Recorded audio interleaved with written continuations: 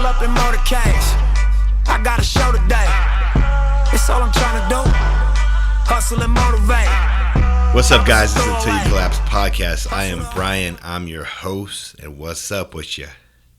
What's up with you, Memo? Nothing much, man. Looking good in that new V-neck, extra large, making it look right. Coming out this Friday. Yeah. Oh, it is coming out this Friday. Yes, it is. Dang. Yeah. Oh, we didn't even get a chance to shoot those today. We gotta shoot them tomorrow. We'll shoot the day's tomorrow. not over, actually. No, it's not. Yeah. We still have time. Fuck, been a busy day, but yeah, I think we should just bang them out real quick. Me and you, boom, boom. Oh yeah. Make them look real nice. Oh yeah. We just got 3 pairs of shorts, 3 V-necks to shoot. Mm-hmm. What's up, guys? I got stories for you guys. Before we start all that, please share the podcast. Subscribe, like it, review it, share it, please. I'm trying to grow this shit. I'm not going to run ads to it.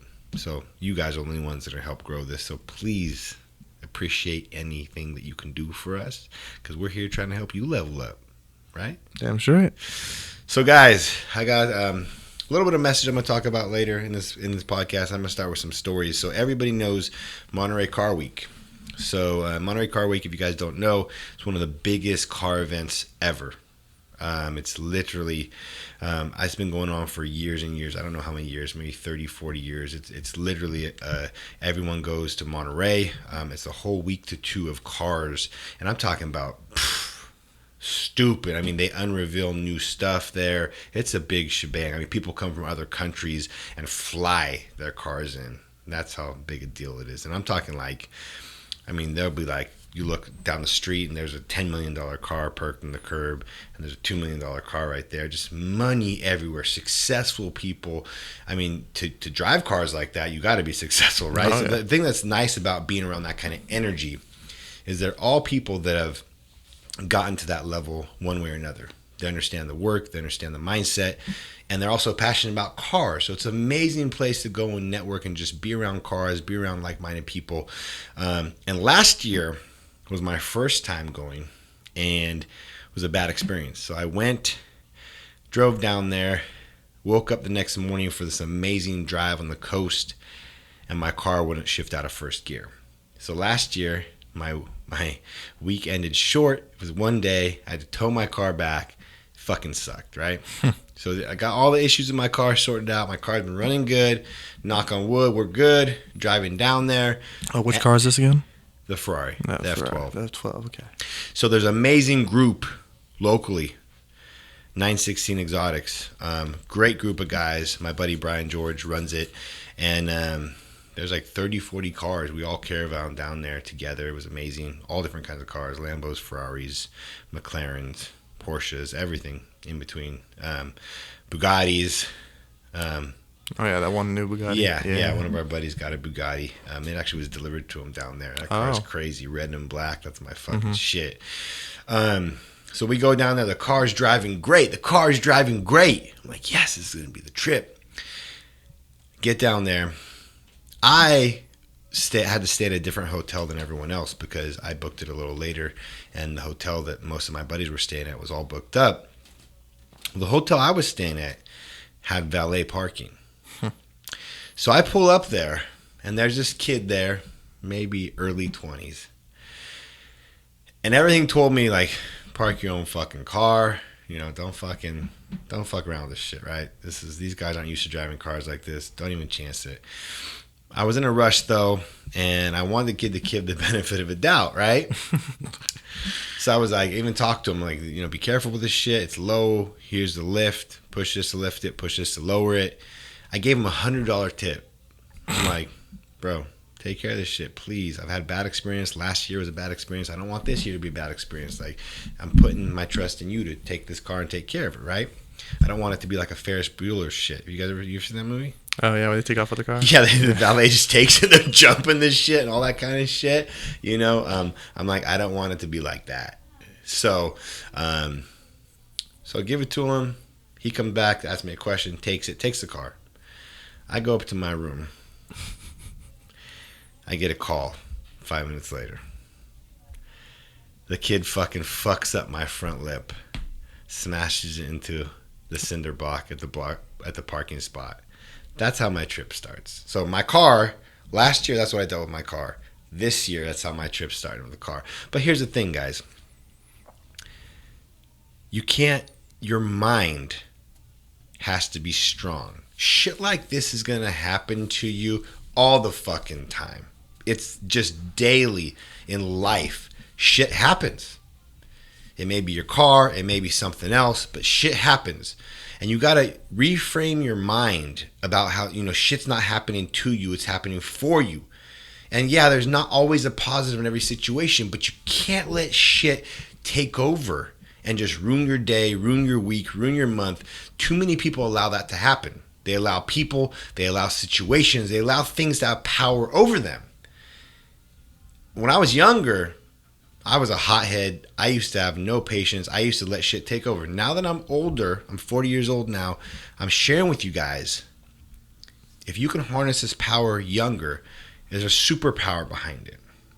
The thing that sucks is I just had this front lip replaced. A shop that I go to that does all the work on my car accidentally fucked it up. They just replaced it. It's a $4,500 just little front lip. Super expensive. Carbon fiber? Yes, fully carbon fiber. Takes 6 to 7 months to order and produce. So I just waited 6 to 7 months. They paid for it. Boom. Covered it. Boom. New one. New one's fucked up. Of course, the hotel's going to cover it. Hotel's going to cover it. It's not going to pay it coming out of my pocket. Whatever. It's going to take probably a couple months to go through their insurance. And then another 6 to 7 months to fucking manufacture it. It sucks. Shit happens. The fucking kid was mortified. He was scared shitless. He was super sorry. I let him keep the $100 tip. Like, old me would have said, give me that fucking money. Literally, that's probably what I would have said. But here's the thing. I had to talk with him. I let him know that I'm not mad at him. I let him know, like I talked to you guys about leadership, it's on me. It's actually my fault that shit happened, not him. I should have never let a kid drive my car. I knew better than that. I knew better. I allowed it to happen. I should have driven it. That would have never happened. That's on me, not him. The kid's 20 years old. He's not used to driving cars like this. He's probably scared shitless. Put myself in his shoes. Then he's scared shitless. They made him call me. He had to tell me. His voice was shaking. He was scared shitless. That's not a good situation to be put in. He probably thought I was going to go crazy on him. And old me probably would have, but it's not worth it. Like I said, I let him keep the money. I told him I wasn't mad at him. Told him no hard feelings. And I told him it's on me.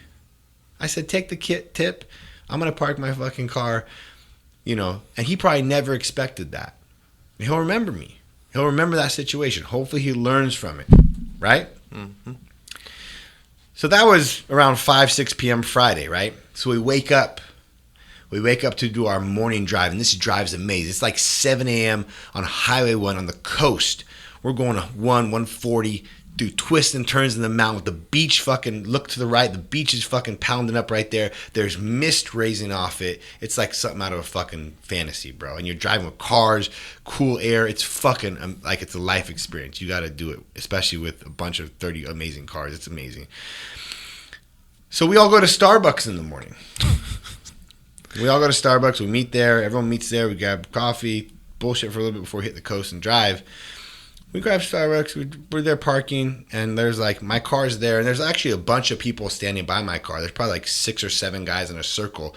Literally, my car's backed into the space, and there's literally 5 or 6 guys like right by the front end of my car. Like everyone's talking, there's guys all over the place. And I'm across the way looking at one of my buddy's cars, talking to him.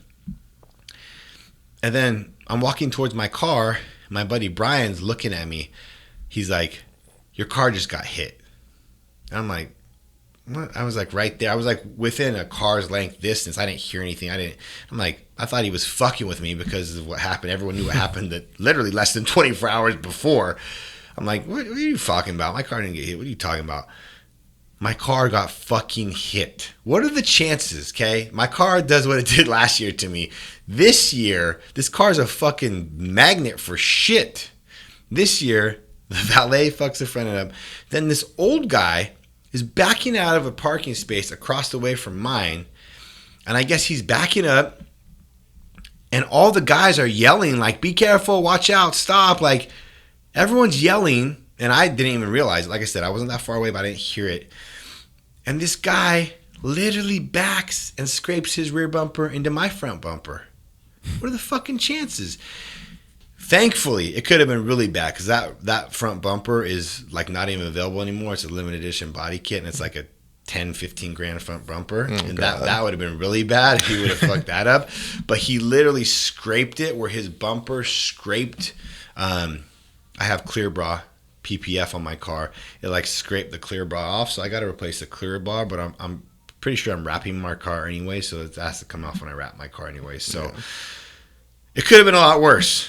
But once again, like, what are the chances? This is the second time in 24 hours my car got fucked up, and I just let it fucking roll off my shoulders. Like, fuck it. Got in my car and had one of the most amazing drives of my life.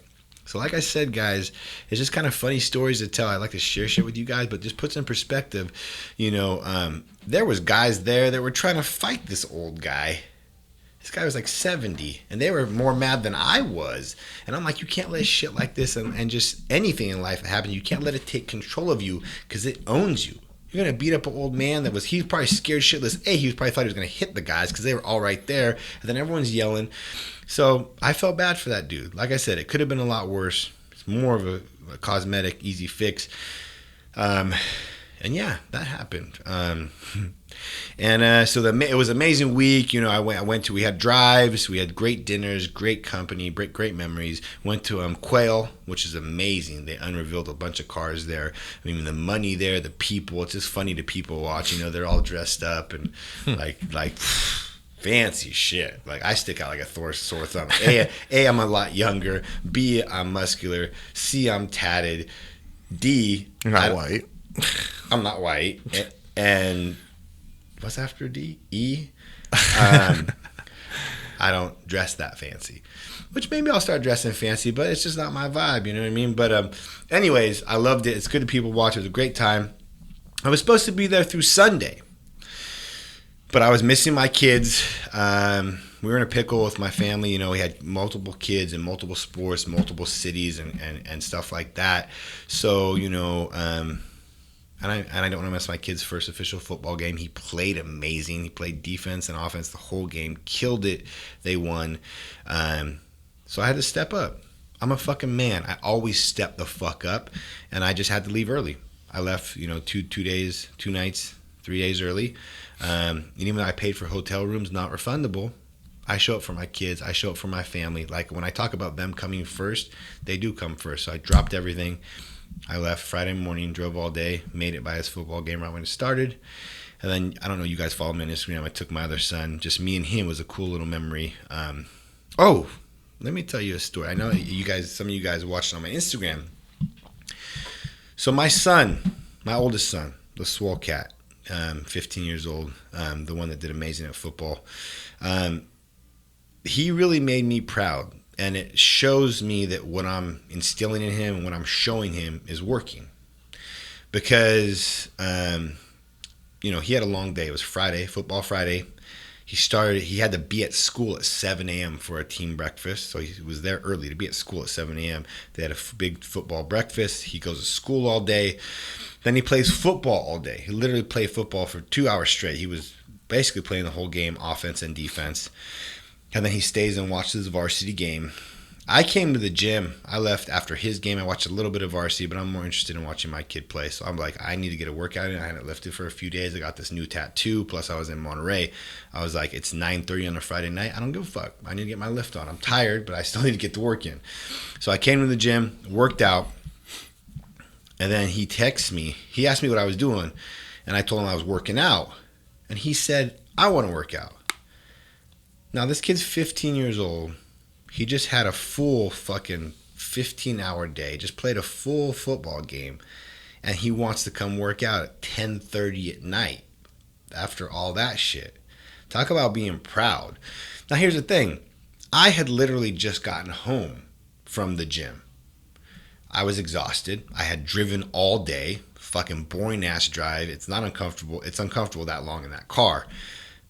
That's the last thing I want to do because I literally just got home from the gym. I was ready to fucking pass out. Yeah. I mean, take a puff of a J, take a mushroom and relax and see where the night takes me. But not do more. But here's the thing that I talk to you guys about. It's on us as parents to step the fuck up. Because here's the thing. You can tell your kids to do. A lot of people tell their kids to do. If you're going to take it to the next level, you can show your kids what to do. You lead by example. You actually live it, which I do, because I literally just did what he wanted to do. It was hella late on a Friday night. I was still working out, exhausted. Last thing I wanted to do. And he kind of wanted to do the same thing, especially right after playing football, which shit, I mean, that's a hard-ass workout. And so it's the last thing I want to do. But my kid wants to put in the work. He wants to do what I teach him. He wants to be like me. The last thing I'm going to do as a father is say, no, I'm not going to take you to the gym. So I said, fucking mount up. Let's roll. I turned right back around, brought him here, banged out a 40-minute workout. And it was a great memory. And it was a great moment that me and him will probably never forget. Just a conversation we had and what happened that I would have missed if I wouldn't have came back and I wouldn't have been here that night if I was still in Monterey. So I think about stuff like this. Shit happens. When you make sacrifices and you maybe change plans, realize that there's a reason behind it and there's a meaning behind it. Then the next day, I took my younger son, which I never get time with just him. Him and I went to the Bay Area. Another fucking 2.5 hour drive. Last fucking thing I want to do is be in a car again because it does get tiring when you drive a lot. And me and him, soccer tournament, he played great. And we stayed in a hotel room together. We got some time alone, just me and him. And that was a memory we both won't forget. So, you know, being a dad, being a mom, being a parent, you know, you definitely need to have, it's important to still remember who you are and get your time. But I'm such a selfless father. Everything I do is for them. Honestly, I don't even need time for me. As long as I'm instilling the right things in them and I'm raising good humans and I'm being an example, they're my everything. So it was worth it to me, the memories that we had, and it was a great weekend. And then we came back, and here we are, my man Memo. I've really been actually dieting hard. I'm actually down about 7 pounds now. I'm down. I was like 215, and now I'm like at 207. I'm getting pretty damn lean. I'm feeling it. I'm noticing a big difference. You're letting me weigh more than you. Yeah, you do? How much do you weigh? I'm like 210 right now. Yeah, so you weigh more than me probably. Yeah. I want to get to like 200 and see how I look. Like I said, I don't really care about weight. I just care about look. So I don't really give a fuck whatever. You're pretty diced at 200. I don't care what I look like. So that's, you know, I want you, if your parents, think about that shit I just said. If you think about the story with the car and the shit happening and how I handled it, think about how you handle situations, big or small. You can't let things take over. When they take over, they win. Especially negative situations. When they throw you off, you're more powerful than that. When your mind is powerful and you're in control all the time, that's a powerful thing when nothing can affect you and derail you. And that's one of the things why I'm so successful. The fucking world can be burning around me, and I'm like, boom, steady moving, like it's fucking roses and butterflies. And that's something that I'm really good at, that a lot of people struggle at. So if you can build your mind up, if you can build that up, it's a very powerful thing. And the last thing I want to talk about today, because I don't want these podcasts to drag on too long, something I posted about earlier today, and it's fucking effort. Effort is such a powerful thing that you control. We control the effort in everything we do. Our conversations, our interactions, the work we put in. Everything that we do, we have a certain amount of effort. And I'm here to tell you, most people's effort is fucking shit. Your effort is shit in certain things. And you know it. We all have the things that we don't like. We all have the things that we like. And the things that we fucking like, you know you put way more effort in the things you like. It's human nature. And things you don't like, you put in way less effort. You know it. I do too. I'm not here to fucking act like I'm perfect. There's a lot of shit I suck at. I'm here rolling next to you. I'm not in front of you. I'm fucking next to you. And here's the thing. If you can increase your effort across all areas, it's one of the most powerful things that will cause you to win and be successful. And it's in your control. Most people operate around 30 to 40, 50% of what they have inside them. Think about that. If you just added 20, if you went from 50% to 70 or 80%, that's almost doubling the amount you can get done. Now think about that over a long period of time. That's why successful people get there. There's not any magic. It's not rocket science. We put more effort into everything we do, the little things and the big things, the things that we love and the things that we hate. We give it our all fucking effort. I can honestly say, for the most part, everything I do, I give 70 to 90% effort on average. Some things I give 100. It's hard to give 100 all the time, just being fucking real with you. But I promise you, if you look at what you're doing, you're getting the habit of always giving a higher level of effort consistently. That's one of the most powerful things that will cause you to win and be successful. And you have to have some self-realization. You have to look yourself in the mirror. You have to be real with yourself, because we all think we're going so hard. We're killing it. We're giving all our effort. No, you're not. You can go a lot harder. Trust me. And the thing is it's not about giving 90% or 100% 1 or 2 days, really going all out and just fucking shitting the bed for 4 or 5 days and then just taking it easy. And that's what some people do. And that's actually something that people fall into, where they really give a lot of effort. They go hard for a couple days and then they let off the gas, because it almost gives them reason to go soft, and they go 40 to 50% in everything they do. And then that average ends up being shit if you really look at it, as opposed to going 70 to 80%, which is more realistic and keeping it real. Doing that just all the time, over consistently for a long time, that's going to be better than going 100, which is more than the 80 or 70. But then when you shit the bed and go 50 to 40, the average is less. So just think about it, guys. Effort is a superpower, and it's something that you hold in your hands every day. And get in the habit of giving all your effort. When Till You Collapse, we talk about that mindset, that work ethic, what the brand means. Yeah, it's in the gym, in fitness, but this goes in all all aspects of your life. Fitness, business, relationships, conversations, anything you do. Have pride in it. That's some of our core values. Have pride in it. It's a reflection of you. Whatever you do, give it all your effort. And I promise, you start doing that in little things, in big things, you will be successful. It's not if, it's when. But the problem is doing that 70, 80% over years every single day. That's the thing that most people can't stomach, because that shit is hard. I've done it. It's what's helped me get to where I'm at, because here's the thing. It's something in all of our control, like I said, and it's something that everybody can do. It's on you, though. So that's it. Memo, what you think, man? You gonna put some effort in these motherfucking pictures or what? All I got here now, since I'm past my 3 months. This fucking guy. Oh, now you're past 3 months, so now you're gonna give me effort? Wow. No, now I'm expected to give more effort. Wow, yeah, exactly. I would expect you to give me the most effort possible to make it over that hump. Oh God, I think I did. That was a pretty rough hump. Pretty rough hump, huh? You had it so bad here. It's so bad. You know, you bought a new AMG. You know, it's so bad here. You laugh all day. You know what I mean? It's just such a bad. I laugh. I work. I do everything all day. You do. I do bust your ball. You do bust my ball. I'm just trying to make you better. I know you are. And you've gotten so much better. Yes, sir. In a short amount of time. Yeah, it's been painful. It's not easy. No, it's not. So. But like I said, it's only been 3 months. It feels like it's been a year. It feels like it's been so much longer than that, honestly. Crazy. Yeah. But like I said, I'm proud of you. But like I said, it's only gonna get harder. I know. So, but the thing is it gets harder to become easier.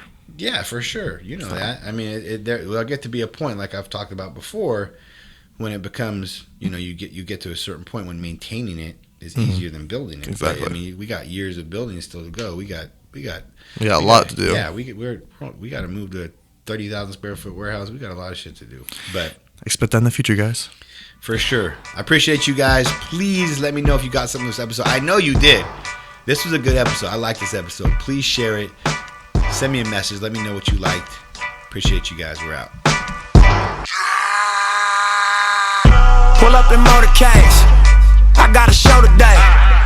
It's all I'm trying to do. Hustle and motivate.